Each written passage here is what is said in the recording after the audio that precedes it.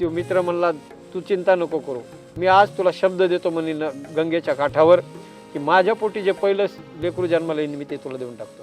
कुंती मोठी झाली आणि मोठी थोडीशी म्हणजे एक 8-10 7-8 वर्षाची झाली.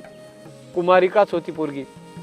बापाने तिला गाडीत बसायला सांगितलं आणि कुठं जायचं काय काहीच सांगितलं नाही. डायरेक्ट कुंती भोजाच्या इथं नेलं आणि तिला तिथं गेल्यावर सांगितलं की बेटा तू आता इथं या काकांच्या जवळच राहायचंयस तू, हेच तुझे आई बाबा. हा हेच आता इथून पुढे तुझे आई बाप. तिला काही कळू दिलं नाही आणि मग तिथून पुढं ती वास्तविक आता खऱ्या मायबापाला सोडून दुसऱ्याला कोणाला तरी मायबाप म्हणणं तिच्या जीवनामध्ये किती भयंकर यातना झाल्या असतील, पण तिला नाविलाज होता. आपल्या बापाची इच्छा पूर्ण करण्यासाठी तिला तिथं राहावं लागलं आणि कुंती भोजाच्या इथं राहिल्यापासून पुढं तिचं नाव कुंती असं पडलं. कुंती भोजाची मुलगी म्हणून कुंती असं नाव पडलं.